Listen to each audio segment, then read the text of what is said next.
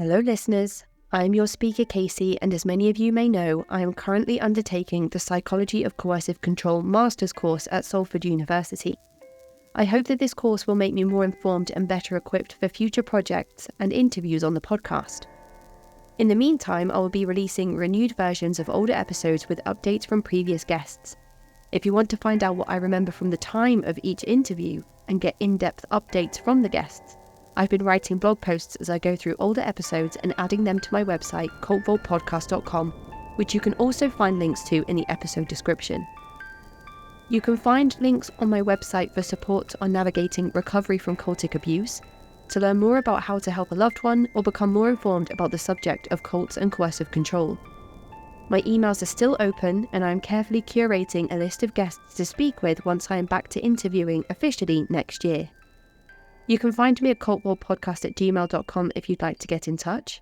And now, on to today's updated episode. Yeah, you said she's already kind of starting to cut off ties and friendships with people, which is encouraged from other sources. She's going, and she has to keep thinking that she's going, because if she doesn't keep thinking that she's going, it will never happen. And when you said before that she was Beau's ticket back to Washington, what did you mean by that? Well, he had no money to go back to Washington. And I knew that's what he wanted to do. He wanted to go back to the ranch. They also called it the ranch, just like Rosney's. And so he was working for me on a job that I had so he could have some money. They cut off his electricity in his apartment, though he was able to pay his rent. And he would sit in his apartment doing the Ramtha CNE exercises, which my daughter can explain to you what they are. Okay, yep. And he just sat there for hours, thinking that he was going to think the electricity into being. And so finally, I got so sick of it. I brought down an extension cord, plugged it in, wired it up to the outside hallway, and then dragged the cord into his apartment. I see, now you got some power. He can run some stuff. But he actually thought that he had made me do that. You know what I mean? That he had brought that into being. Well, in a way he had, but not in the way he thought he had. Yeah. So when your daughter is leaving in 2 or 3 days and you do all this, quick research and reading up and contact professionals, and your best advice is to just remain in contact with her, which is exactly what Janja Lalich said when she was on the show. When I asked what her number one piece of advice would be, she said, never cut off contact. Never burn that bridge. Keep open as many lines of communication as possible.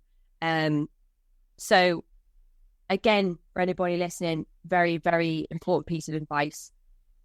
But why didn't you phone the police? Because I did. Right, okay, because she's underage. No, she's not. I thought she was underage at 16, but she's not. Maybe. No FBI, no interstate travel. Oh my goodness. None of that. Am I thinking about the difference between consent and legal age to have sex? Are they two different things? At 16 years old, let's say I did call the police. All they could do is come, and she says, I want to do this. And she's going to do it because she can emancipate herself. Oh, my goodness.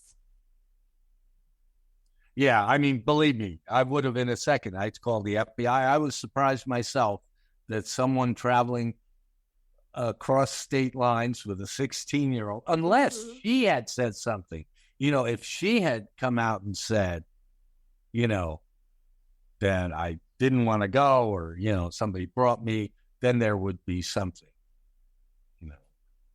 But so as long as she's when you willing, realized that there was nothing that you could do, like legal. There was no legal path that you could go down.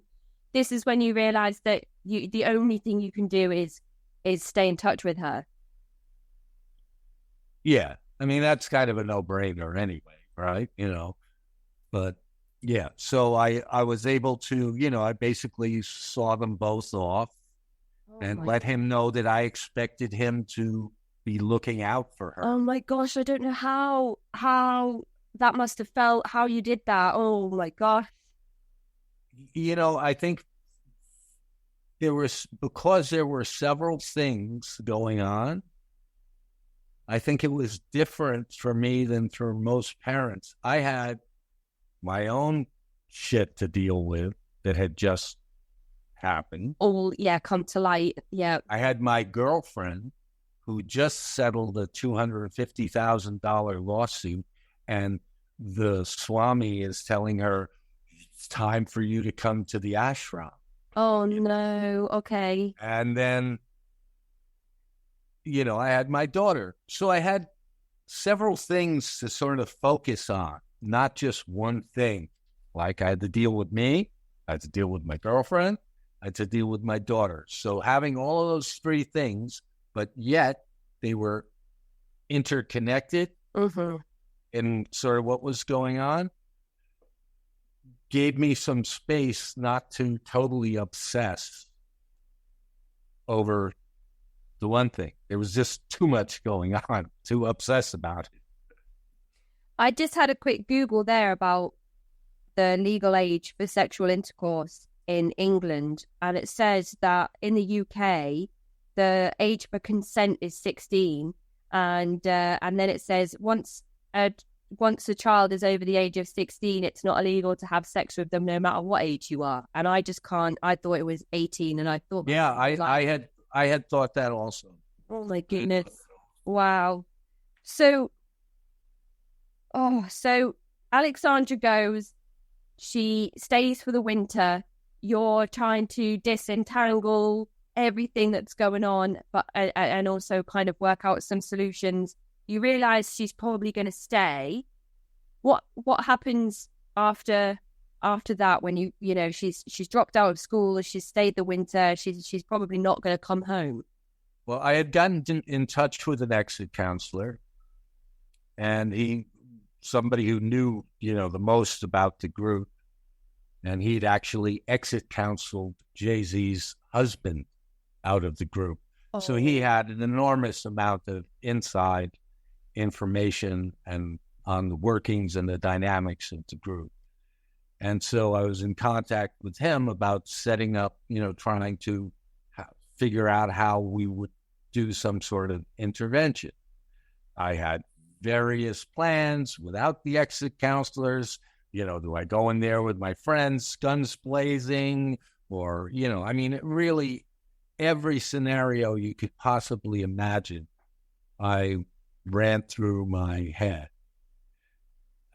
There was one moment there towards the end of the winter where I was certain that she was at a stage where she was, she might be willing to give up, get in. And I tried to let everybody know that now's the time, now's the time, whatever. I kind of got like, I think they kind of looked at me like I had my brain scrambled. I don't know whether, they thought that I had all my eggs in one basket or not. I wasn't sure, but that's sort of the feeling I got, why, nobody was willing to move on my advice on it. But I think that would have been a good time right at that moment that I had seen.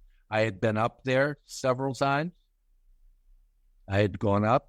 One point I went up and I slept about 200 yards away from the house in the woods. I just went up to visit, and I just wanted her to know that, I could be there without grabbing her, because I know they're telling her that I'm going to grab her and do this and whatever. And I just wanted to show her that I could go there and leave, and that didn't happen, Wow. And so we eventually I eventually worked out a way to get her to come back east where we could have an exit counseling. Mm-hmm. And the way I did it is I had a photographer friend of mine. First, I made up a story.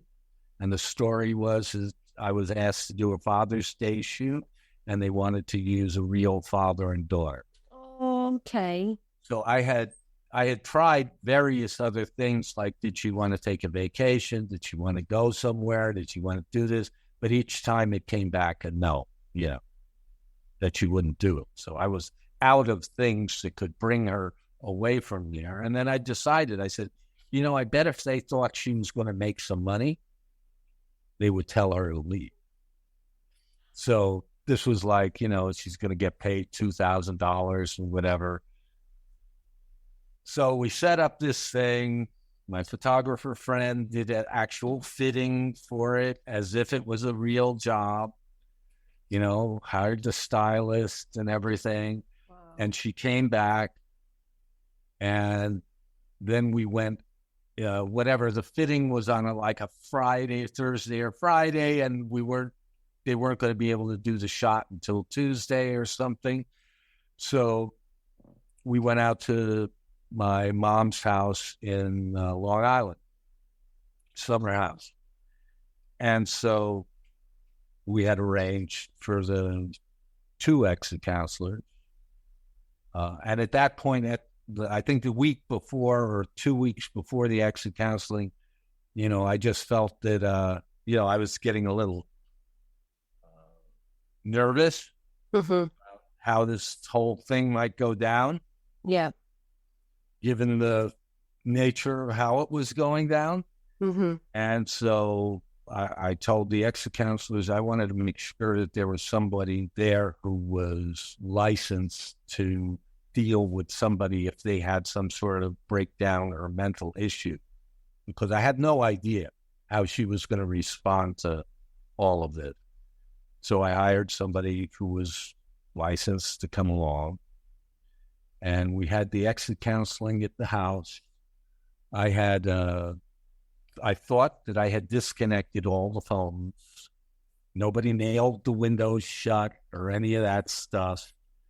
But it was definitely, we were given advice on how to psychologically keep her in the room, stand in the doorway, or, psychologically. That's tough. Because it's almost like using the tactics that she's already had used on her to keep her in Ramtha in the first place. Absolutely. Oh, wow. That's you got it. Oh, my goodness. She comes, opens the door, and it's like, surprise. Everybody's there. Her friend is there. Her mother's there. My mother's there. My aunt did not want to take part in it, which... I think was, she always had the right sense about all of this that was going on. She met Bo for 5 minutes and knew immediately, Wow. He was, something, but she was a saleswoman, and she knew all of again, selling yourself. Couldn't get anything over. Yeah. And she could get over on anybody, But so your daughter walks in and you're kind of there like, welcome to your intervention. Yeah. So I have the, I've written out what I have to say because I was advised, and I'm glad I was advised because I never could have made it through without reading it. It was just breaking up as I was reading it, and basically told her, that, had some information like her to listen to, and she's not being held anywhere, but you wanted her to spend a couple of days listening to these people. She freaked. She goes into the room. I think she spoke to them a little that day. And then when she came out the next day, somehow she had connected the phone. She doesn't remember connecting it, but somehow she had to connect it because I'm 99% certain I did fully disconnect it. Maybe only one wire, but, she might have looked and put the one wire back. And they told her, of course, they knew the exit counselor's name, because he had deprogrammed Jay-Z's husband. And so he's the devil, right? You just don't want to speak to him. You're being deprogrammed. You don't want to speak to any of them. Don't participate. Don't do anything. So she comes out in the morning and she starts screaming, you're trying to deprogram me, this, that. And she's really in a state that's sort of like a cornered animal. Mm-hmm. And, at one point I just tried to hold her because I was afraid she's flailing and going to hurt herself. And she's looking to hit me or do something to me, but I'm just holding her hands. And when I went to hold her hands, then the person that I had asked to come along as a license jumps up and starts going, I can't do this. I can't be enforceable. I can't. I'm not doing enforceable. And I'm like holding my daughter's hand. I'm looking at the person that I think was the one that I was going to bring, who could keep calm and through the whole thing. And she's falling apart. My daughter's like saying, and I think I let go of my daughter's hands or something. I said, do you want to take my eye out? Go ahead. Took my glasses off. If that's what that's what's going to make you happy here, go ahead.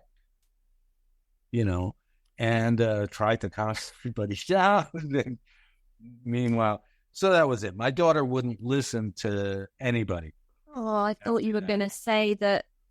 Mind you, I think you said that she was involved for around 10 years. So that No, this is like within the first year. Yeah. I kind of, like when you see at the start of a story, like the protagonist, is in a bad way or doesn't make it, and then you're going through the story and you're like, yes, the protagonist is going to live, but hang on a minute, I already know that they don't. But so you told us at the start that she was involved for around 10 years, and here I am like, yes, the exit counselor is going to do it and she's going to get out, but I already know that that's not the case. So wow, that sounds like an exhausting. Yeah, so basically the exit counseling was not successful, and that had nothing to do with the exit counselors that were there. They had the opportunity to speak with her, but people should understand part of the exit counseling, it's not really the exit counselor.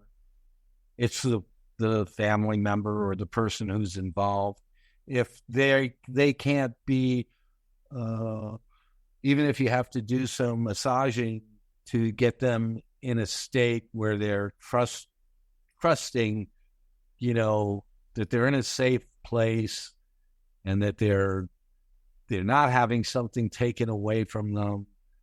That's what it's really dependent on. If the person is willing to listen, and then they have an opportunity because they have abilities, a way of using their rhetoric where they can, get around issues, and they're sensitive to how people respond because most of these people were either part of a group or they have, the psychological knowledge to deal with it. So she left, she goes back to the group. I canceled her plane ticket back, because I figured, I'm not, in any way, going to contribute. Now I'm definitely the bad guy. So I figured, if I'm bad, I might as well be really bad. I canceled her plane ticket. Somehow they arranged another plane ticket for her. And she got on the plane. She got back. She goes back. As far as they're concerned, she's a hero. She's like returning from war. You made it. So it ended up, consequence is it and the exit counseling for certain ended up driving her further into the group. And away from you as well, I imagine. Oh, yes, definitely away from me. Wow. Oh, and so I never thought her mom really got it in the beginning, what was going on, but that's just the way people are. Some people get it easier than others or no, and especially if it's something that's intimately affecting you, meaning me, myself, I understood it at an intimate level, right? But, so I was always trying to unify our position, I felt that we needed to be unified. Yep. Which I was not successful at. And in hindsight, as they say, experience lends you the comb after you've lost your hair. in hindsight, my daughter would not speak to me at all, but she still maintained communication with her mother. Right, so at least you knew that she was okay. Right. As okay as even if I didn't think that her mother could be a full judge of whether she was okay or not. Just having that connection, hearing her voice, knowing that she's still air quotes allowed to have communication with the air quotes outside world at that point, is some level of reassurance, even if you're not able to have that conversation with her to judge yourself whether she's okay or not. How do you cope with all of these things? I feel like you're just coming up against barrier after barrier after barrier. You're trying to unify you and your wife, and that's not working. You're trying to maintain a relationship with your daughter, and that's not working. The exit counselor strategy fell through. How are you emotionally and psychologically, how are you coping with all of this? How do you not fall apart? Well, you fall apart. You do fall apart. I wasn't able to work, because my focus was there. And, if you're a model, you can't really, it was not something that I could go and pretend like everything's okay. It just wouldn't work. Normally if I go to work, everything's okay because everything's okay. It's a wonderful thing, right? But no, it was not okay. And, being estranged from her for that length of time, I spent a lot of time delving into the actual workings of the group and who was who and what was going on. I went up to the town several times. I did try and visit her a few times. And one interesting, I wanted to just keep showing, regardless of if I got a response or not. I was hip to the fact that, don't expect her to come running into your arms, but that didn't matter. That didn't matter to me as a parent. I felt that I had to do something, and if simply going and being there is what I can do, that's what I'll do. If she were to snap at any moment, she would know that she could call you straight away, that you would be there for her, and that you may be able to understand better than others because of your hopefully that was the idea. Wow. Okay. What happens next? Surely you don't do this for 10 years. Yeah. So basically, this went on for, maybe 4, 5, 6 years. Oh my goodness. So she's in her 20s at this point. Yeah. Whoa. Okay. And so, it was very sparse communication. And if it is, it's sort of meaningless. And then it got to a point where there was no communication. And the way I remember it is one Father's Day, I sent her a Father's Day card. And it had a picture of a payphone on it. Oh. So I think I taped a quarter to it. And I wrote my number down. And I just said, give me a call. And eventually she called, not long after that. Not right away, but not long after that. She called. And we began to be able to speak. And, it was very difficult to, you have so much you want to say that you can't say. You don't want to scare her off when she's come back to you. Yeah, because whatever you say is going to be reinterpreted by the group and why you're saying it. I was never quite sure. You might want to ask her. That I thought that they had this thing going, like I had some sort of improper love for her. That, in other words, I didn't love her as a father. I loved her as a love object. I thought that was my feeling, was what she was getting. And so she would try and get me, talk to me about it and stuff. And I'd kind of just brush it off and say, it's just not for me. I don't want to go there. This doesn't get to a nice place. And one time she said, this was getting towards the 7th or 8th year, I think. She told me that there was a introductory course in Los Angeles. And I had already told her that, I will not put 1 cent into this woman's pocket. It's just like I have a red line and that's it. I'll read her books, I'll do whatever. I'm not, paying a penny. And she told me it's free and we should go. And I told her, I said, I don't mind going. But, if I go, of course, I'm going to ask some questions. You know me, right? And I say, I don't want to put you in some position that, your dad's asking all these questions or whatever, and put you in some position that's not going to be tenable for you. And so she said, no, you go. You ask them whatever you want to ask them, So I go. And Jay-Z Knight wasn't there, but Linda Evans was there, and the other 3 people from her school who were like the teachers besides her, the promotion people. And they had a lot of testimonials where people are getting up and saying, what had it done for her? So there was one person who claimed to have manifested a gold coin in their hand. Just by saying, I want a gold coin in my hand. I got it. Right? And then they told stories about another person who had grown new permanent teeth.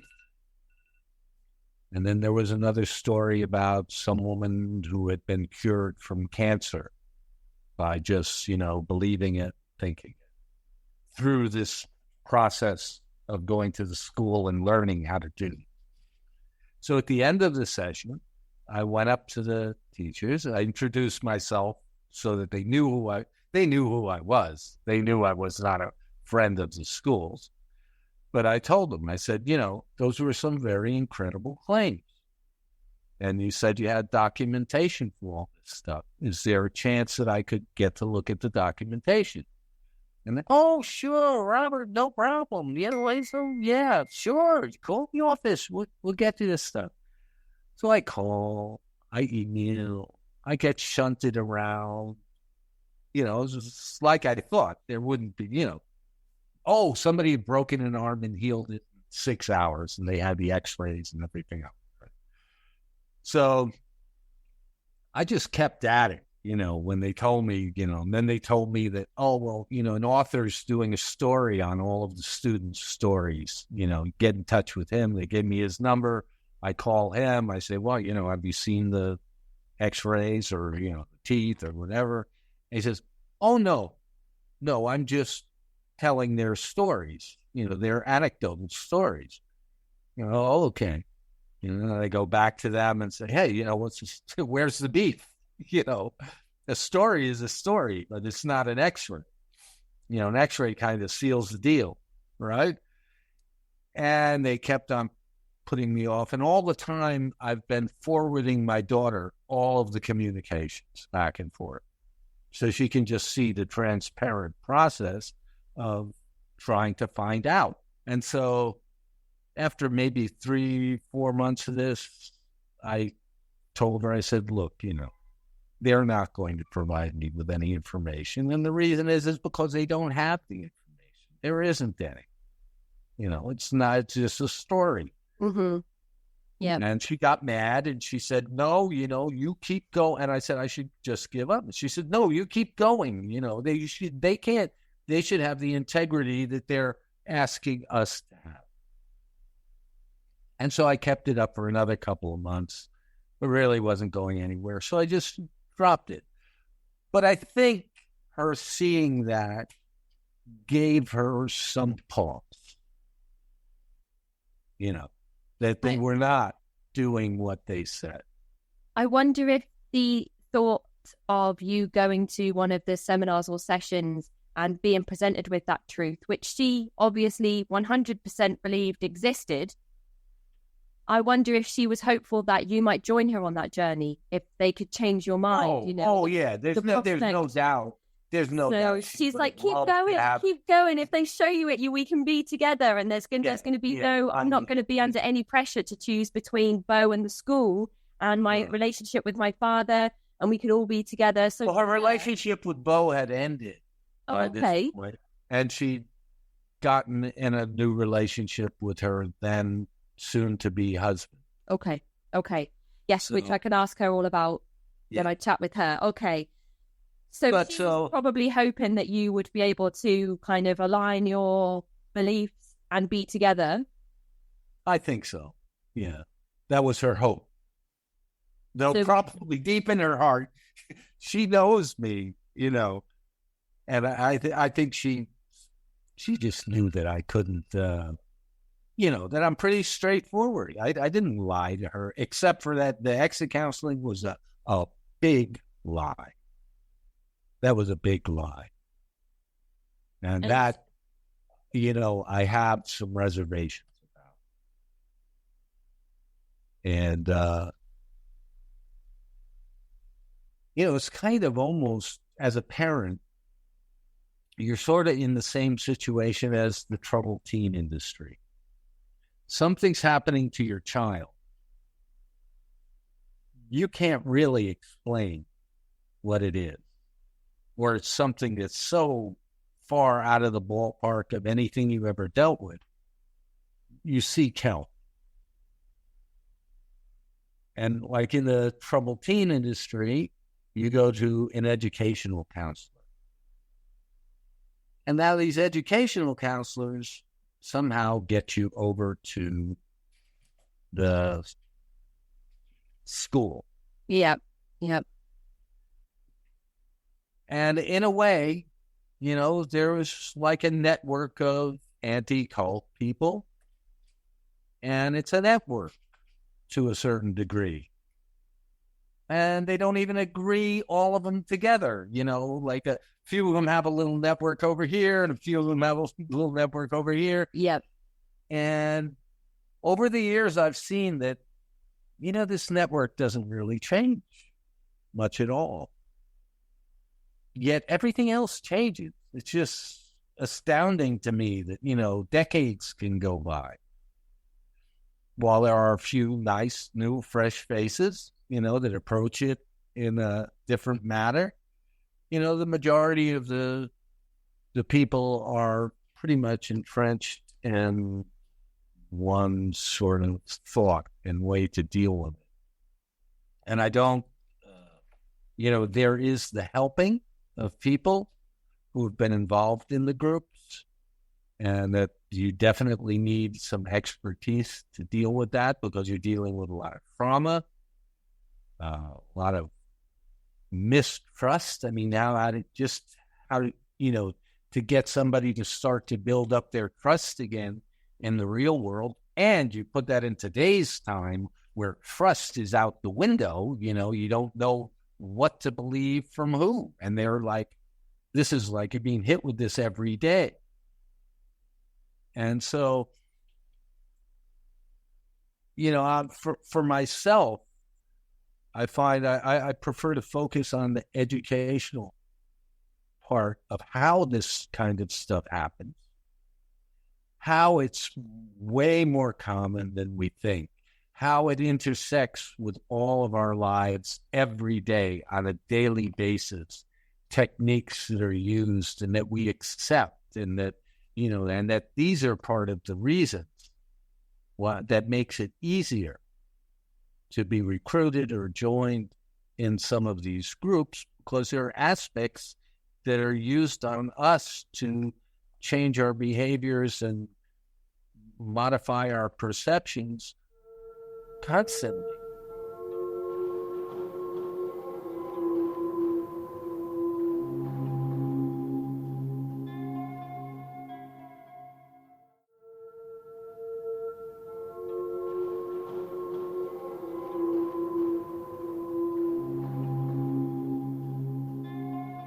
And where do you go to start with educating yourself? I mean, this would have been a question that I would have asked later on as one of our kind of finishing questions, but it seems a good time to ask it now. I mean, is there a soft or easy place to start? Because you mentioned some of Robert J. Lifton's work earlier, which is quite heavy in terms of It's very heavy. language and the type of ideology that goes into his writing. You know, he has a whole series of writings on you know, different subject matters around you know, manipulation and all of the things that we've discussed today. But is there like an easy and soft place for somebody to kind of like dip their toe in before they jump into something like Lifton?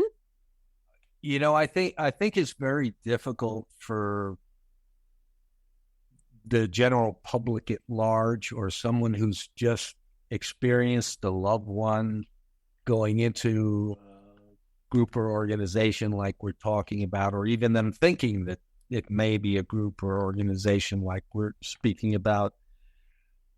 And it's the kind of thing like, you know, you don't want to go to law school. You don't want to be a lawyer to, you know, where you have to understand the law. It's not something you should have to understand, except that for me, I feel that in today's world, we have to understand it. We have to understand the degrees of influence that are affecting us. And it's almost as if a cult or a group becomes a sideshow, where the real show is going on all around us all the time. And for me, I prefer to do it in two ways. Okay. Like I said before, I think people enjoy stories. And if I can use magic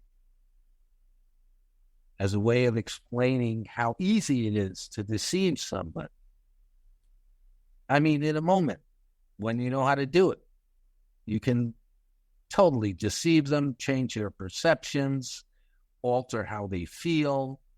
And it's a momentary thing, but you can still do it so they can physically see it, feel it. And since it's a magic trick, they don't feel taken or hurt. They actually enjoy it because you're providing them with what the magic trick is supposed to do, which is to bring them a feeling of wonderment or amazement. How is that done? But they don't really want it. You don't really want to know how it's done, or otherwise it spoils the trick. So, but if you can, I try and relate it to them in those terms, that, you know, look at it like a magic trick. That's what you're being given. And, you know, sometimes it works, sometimes that doesn't. For some people, the other way to explain it is through intelligence and the double dealing in the intelligence world. In how how do you get a spy? How do you get to do these things? How do you learn how to do these? This is a procedure. This is a business. This is tradecraft. You know, I mean, this is written down and this is how you do it. And so then there's the double, you know, if you've got somebody in somewhere and, you know, they turn them against you, and then, but then you try and turn them against them. So it gets very convoluted, but it's an easy way to explain that these things exist. They can exist if you have a group of people together that know how to work this out. They will exist. And I'd rather make it more interesting than make it scary. that you're going to turn into a mind-controlled robot, that, don't join that group, or, this is going to happen to you. You're going to lose your ability to do this. You're going to lose your critical thinking. If you keep banging that at people, I don't think that's a very, it's an easy way to get someone to understand and agree, because you instill them with fear, and it might be a real fear, that you can lose your perceptions and lose your sense of self and who you are. But in a way, we do that every day ourselves. If we daydream, or if we do whatever, we're in the process of doing many of these things that these groups can take advantage of. And so if we understand how these are just things we're doing every day, so we can't eliminate those things from our lives, or who would we be? So if you can bring it home, where you can help people understand that it has nothing to do with you or your willpower or your ability, your smart, your street smarts, or whatever. If the right person with the right talent at the right moment finds you, they got you. But it has to be the right moment, the right person, and the right techniques. So once you understand things that can, techniques that can move you to change your behaviors, and understand that when your behaviors begin to be changed slowly, it's not like an overnight thing. And normally this is a slow process, and it's gradual. And that's why no one notices that they have gone from, dancing around to having Sheila tell them to go out and get a gun and, lace some lettuce in the supermarket. Yeah. So it is a hard thing to wrap your head around. But I think that rather than take the easy road, you have to really take the hard road, which is to say that, look, this thing is here, especially with the technology today. This is here. Influence is here in our face like you've never seen it before. The capability is mind-boggling. And what are we going to do about it? I'm not saying I don't know what to do about it, but the conversation has to go on about it. There has to be a conversation about it. I think that can't be that if you want to talk about Big Brother watching you, that you're a conspiracy theorist. That's a good point well made. That is a good point well made. Yeah, I think it's common knowledge, from everything that Ed Snowden's done, that we are being listened into, watched, surveilled. Surveillance. We are under the watchful eye of probably giants of industry, as well as abbreviated. Yeah, well, all the three-letter agencies. Yeah, all the abbreviated institutions from all over the world. MI5, MI6, FBI, CIA, all of the shortened institutes around the world. But the thing is that people talk about that stuff, and when you talk about it, it sounds like they're watching you. They're in reality. The CIA isn't watching hardly anybody. Nobody. FBI isn't watching anybody. Yeah, that's something that just appeals to one's ego. Yeah. Like they're watching me. I'm bad, but they have the ability to access the information in seconds. So they don't have to watch you all the time. No, although it's more likely that it's Amazon that's listening and watching. I think about something I might need to buy, and it pops up on an ad on my phone somewhere on an app, or, without me even typing it into Google to see how much it might cost. I just have the thought, and the next day I'm getting a promotion for it somewhere, and I'm thinking, whoa, that's creepy. But you're right when you say the conversations need to happen without people jumping on the conspiracy theory shit, because me just having 2 kids under 2, I'm already thinking about how I have those conversations about staying safe on the internet.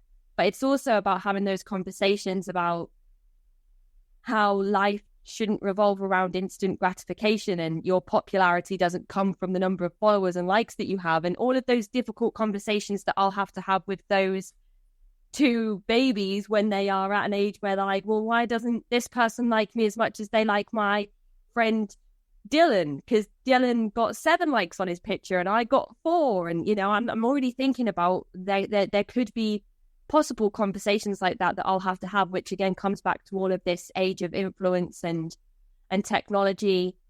So you are right when you talk about needing to vocalize the strategies and things that are happening across social media and technology, and how that's going to influence our generation, the up and coming generation, and the generation that follows them. Because surely you want to, and I'm sure this has been something that you thought long and hard about, you always want to do better by your children than your parents did for you. And then you're thinking, if my children have good values from me, then their children will have good values from them. And it's a whole process and cycle and a lot of pressure.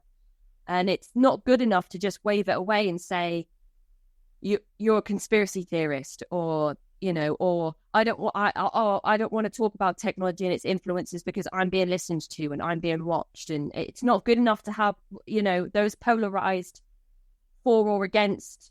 We can't.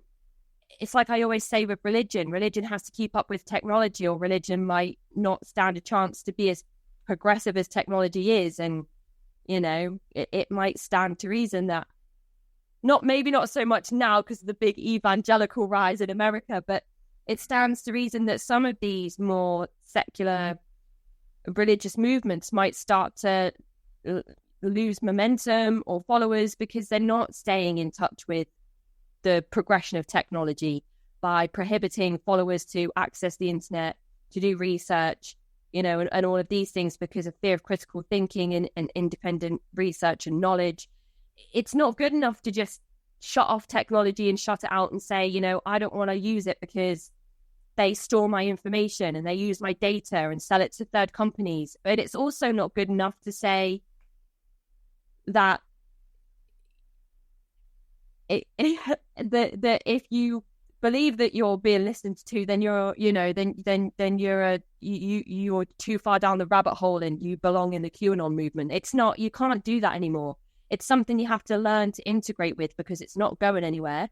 It's just going to become a more integral part of everyday life as we go through. And it's just how do we have better, more informed and open conversations about those things? How do we make the internet a safer place for children? Because it's inevitable, especially with things like COVID now, kids that have been homeschooled for a year, and now schools that are putting in policies of kids being homeschooled for 1 day a week from home because it's better for the planet, and offices who are now saying, oh, actually our staff work better when they work from home, so we're no longer going to ask them to come into the office full time. And all of these things that have changed even just with COVID, it's, and I know that I'm like kind of snowballing now, but go, because you got it. That's exactly it just what's comes, going on. I think at the back end of everything I've just said is the integral fear that I have of my children growing up with the technology and me not knowing the best way to approach it to make it as safe and open for them as possible. And you want that to be the way for everything, when you have conversations with them about partners and their bodies and all of these things that I know are difficult, but extremely important conversations that I'll have to have with them as we go through life. The internet now is as important to those set of conversations that parents have been having with their children for decades and centuries. You know, the internet now has to become part of that everyday discussion. Yeah, but this part of the problem I see is that with the internet, and I'm not saying you can't use it or you don't use it, but what has changed is if you're having a conversation with your grandma in her kitchen, you have the smell of the food. That's true. Have her touching your hair. Yeah, nothing beats kind of... You have all of these other things that are happening that help you absorb the knowledge in a different way, and in a more emotional way. So you're not only building your knowledge base, you're building your emotional bulkhead against the world through that. Yeah. And so how do you, bring that back into the world? I mean, you have to admit that, okay, some of that might be gone forever, and it's almost as if the world's being set up to not have to have contact with anybody. You are right. We'll deliver it to you. That disconnect and lack of empathy that may come from, the lesser and lesser physical face-to-face human interactions is definitely something that... Yeah. So when the politicians play on your emotions, that it's, whether it's the young people are going to save the planet and, it's up to you. And, if you don't save it, it was our fault. We messed it up. But, now, I mean, it's so simplistic and so idiotic to a certain... I'm not anti-global warming or climate change person, but I mean, it is kind of silly to try and blame the kids for something that you're telling them that they're going to save the planet. Come on. Yeah. We can't even have discussions with ourselves in a sane way. How are we going to go out and save the planet? But so I think that, real wisdom and knowledge is shared. And that comes from people being able to speak and communicate with each other and share ideas, not agree. It doesn't have to be this one mind, everybody think alike, like everybody jump on the boat, everybody saves the planet. Because it's not going to be like that. That's not how people are.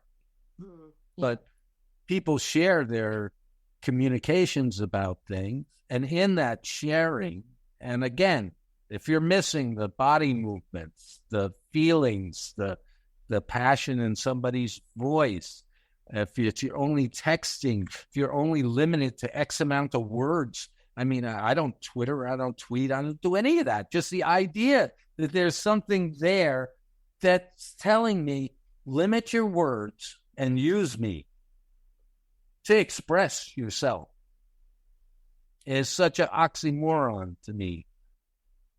But that's the path we're on and moving toward.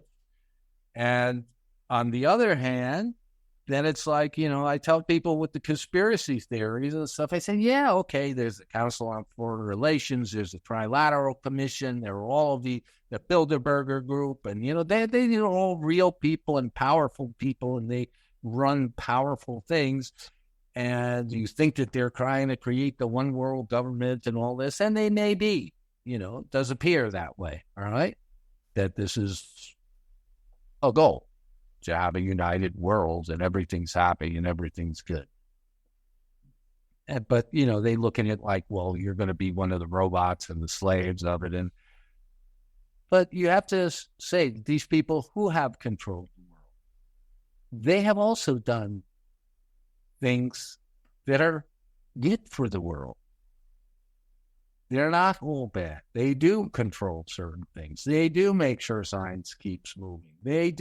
Maybe they control the wars and all this. But, you can't say that this is some evil entity that whatever they're doing because they honestly feel that this is furtherance for humanity, even if they're not right, even if it is really just them and their buddies that they want to, make sure everything. By that theory and that standard, us like lowly people on the bottom of the like food chain or pyramid or however you want to look at it would never have access to that full extent of information anyway. So even if these people do think that we're going to become slaves or cogs in the machine or however they want to put it, we'd probably never even realize that had happened or is happening or anything, because we're not important enough to be privy to that information. So it's kind of a moot point anyway, almost. That's the idea. It's hard, but it's not much different than if you're in a group, whether you're in Ramtha's group or whether you're in Rajneesh's group, and they feel that they're the only ones entitled to that information, because if the lowly other people had that information, they're not ready for it yet, or whatever it is that they want to say. There's two different schools of political thought. One is that you have the elite, and they know what's best for people, and they run the world, and they have the money and the power to do it. Yeah. The other is that people should run the world. People should have the power. It should be all socially oriented, where the people run everything. And, even in the countries that say that they're like that, that's not how they work. They still got the palaces. That's everything else. Just in our last sort of 5 minutes before we finish, I just wanted to ask you, when Alexandra came home and how that was, like how that happened, how that was for you, and what happened in the years after she came back. Well, she got married while she was still in the group. And then they decided not to, participate in the group because she'll tell you that story. And so, she receded from the group with her husband. My granddaughter was born. I participated in their lives. She came back to Los Angeles to live, and basically restarted her life. And I think there's still, for me, I still think that, between us, so I love her dearly. I think it is hard to talk sometimes.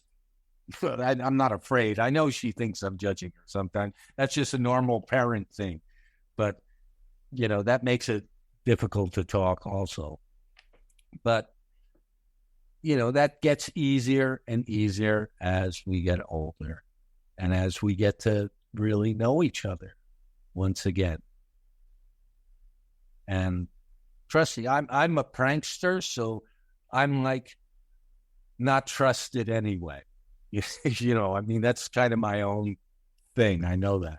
So I give up some of that. But, not being able to really know where to pick up the pieces, where to begin, and, kind of scared to say things. And, you're constantly sort of self-censoring yourself. And I think that's probably a remnant of the experience for me anyway. And, her experience in the group is not her life. You know what I mean? That's not her life. It's a portion of her life. And I don't expect her to forget it. I don't expect her to forgive it. I don't, that's just part of her life that she seems to have found a way to integrate that in her life where it's not harmful for her. Not to be defined by that one experience. Yeah. Which is another important message and takeaway for anybody listening that may have had an experience like this one. We talked about not blaming yourself. We've talked about if you come across someone in the right time and place for them, and they know how to use these systematic controls, then and you could be any type of person and not stand a chance against that type of person. But this message is equally as important, to remember that you're not solely defined by one experience that you've had that may have changed who you are forever. It may change the way you think and feel and see things, but that doesn't mean that it has to control you for the rest of your life once you've made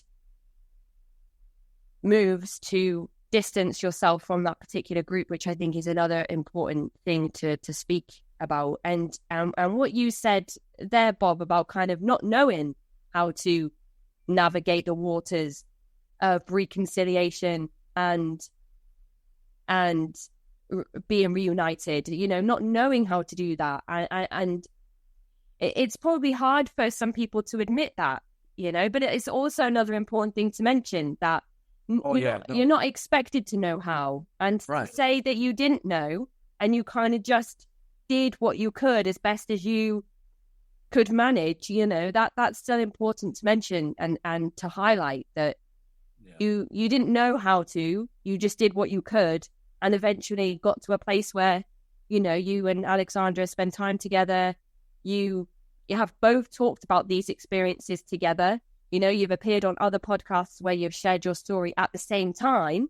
So you're obviously very open with each other now and able to recount and retell these stories in a place that feels safe and familiar and out of a place of love rather than accusation. Yeah. Well, one day it's on my bucket list to complete a book where, we could go from one chapter to the other so that people can see that the perceptions at the same time over the same things, how different they are and how you work, how it actually worked through that. That would be incredible. That would be so incredible. Like your voice and then her voice, that would be wow. Yeah. And I think that would be a very important tool for people as well in terms of understanding how different people are influenced by different actions and events and all of these things. Again, coming back to that word influence, that's kind of been the subject matter of the overall heading of our conversation today, which I think is important. But I just wanted to briefly touch on, before we finish, the work that you've done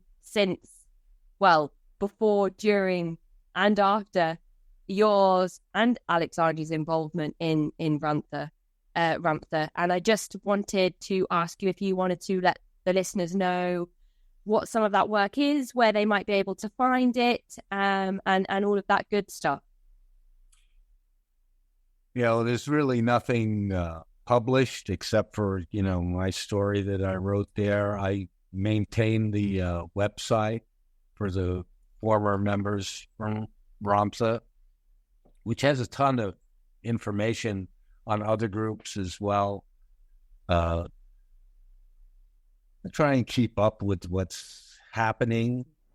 And, if I see somebody who's like Zach, who I know you had on your show, I used to be an agent, so I can help him along with that. So, I've been trying to help him along and see if I can get him some more publicity out there just for what he does, because he's, some people are just like, this happened to me, but he's a very strong advocate for the industry. And he has a lot to say that says it in a different way than a lot of other people say it. And so there are these things like that I like to bring attention to. Eventually, like I said, this is a very big subject to wrap your head around. I mean, as soon as you start to think about it, the tentacles just go out and out and out. And I understand why people boil it down to some sort of simple boilerplate thing, because that's what you want to do. Yeah, I mean, that's what your human nature is telling you to do. I got to find a way to say this in a page, or, Oh my goodness, I'm so terrible at that. Anybody that's a regular listener will be thinking. I just don't believe that people are that what's the way to say it? That they don't have the attention span that you have to feed them sound bites. And you have to give them the 3 ways to do this, or the 10 ways to do this, or if you look at these 10 things, that's what it is. I don't think people are that, though everything is leading people to accept being like that, because it's more the communication gets shot down and further and further, that seems to be what people want, but they're being led into that. So I prefer to take so if I don't hit 1,000 people, but I do informal counselings with people. I have people that call me to consult when something's going on. And I just do what I can do if I feel I can help somebody. And the name of the website is enlightenmefree.com. Yeah. So I'll put a link in the episode description for anybody that wants to go and visit that, and a link to your story as well. Please keep us posted if there's any development on any formal writing you put together on influence in the modern age. And please sit down with Alexandra and draft something about your experiences, because I think that would be a phenomenal read and a really important educational tool as well on the ways that individuals interpret certain actions differently. I think that would be so great to read. I would, yeah. I mean, I'm just personally, I like, please. But also for the field, I think it would be great as well. So unless you think there's anything we've missed, Bob, I know we've only scratched the surface, but there is your story that people can go and read if they kind of want to know more. Maybe they already have before they've tuned in, if they had the time and took our advice at the start of the episode. And then I am releasing my episode with your daughter Alexandra on the same day that this one comes out. So I'm going to release your episode first, but who knows what order people will listen to them in. So that's quite interesting as well. Oh, yeah. So unless you think there's anything we've missed, Bob, I kind of think that we've made a good introduction into Alexandra's story today. Yeah, I think that's fine. Fantastic. That's great. Hopefully we can. I mean, there's so much on the subject to talk about, but definitely. I think that maybe as well, I was toying with the idea of doing like a live episode with like Q&A. So maybe it'd be a really good opportunity for us to get together and have that with some listeners who have listened to your episode and read your story could come along, and we could do kind of like a roundtable panel discussion and maybe have some questions and answers in a live episode. So I think that's an excellent idea. Yeah, I'll bounce that idea around a little bit more in my mind and see how that would work logistically. And then if I ever do formulate a proper plan to put that into place, then I will get in touch with you about doing that. So thank you so much, Bob, for coming on the show and for being so open with us about your experiences in kind of you and your daughter following Bo, and then your daughter going even further to follow Bo, and the impact that had on you and the steps that you took to try and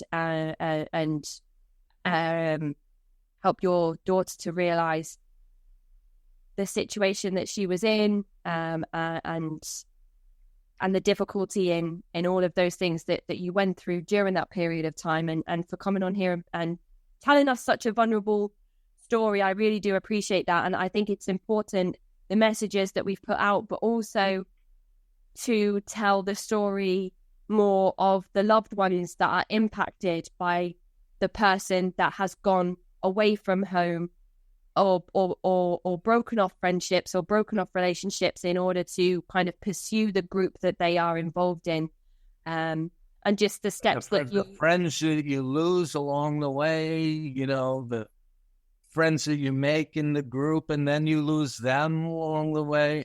I mean, there's a lot of effect here. There's so many.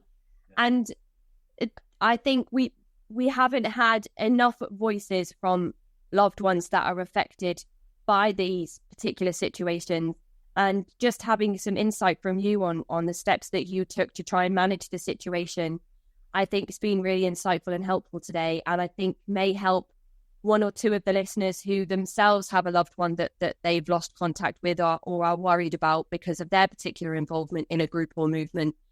I always address the episodes towards people listening who themselves may be trying to leave a group, but without realizing the ripple effect that has had on the rest of the people that care about that particular individual. So I really, really appreciate your time, Bob, and the work that you're doing. Just on the last note, because one thing that really, I spent so many years trying to figure out ways to get her out, right? Or when is she going to be out? When is this going to be over? And, I really had to go inside myself to see what does that mean for me? What does it mean for me that she gets out?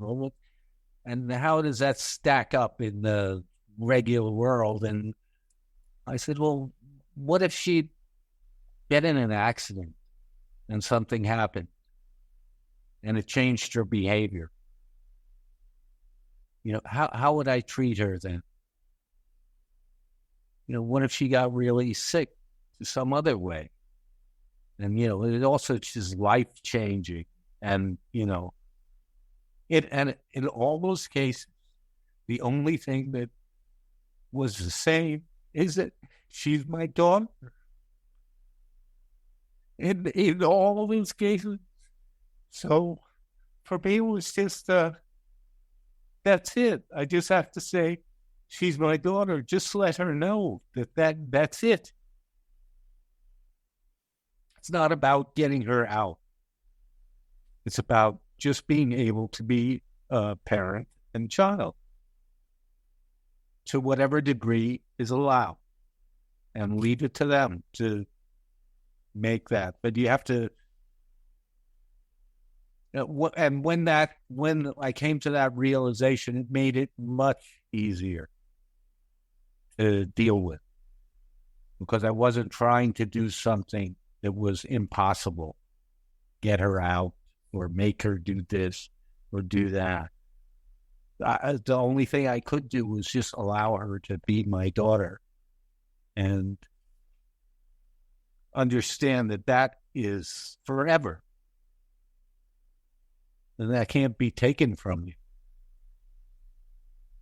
Even if physically, she's not there, or mentally she's not there, or whatever it may be that's causing that not to be there physically or as you knew it.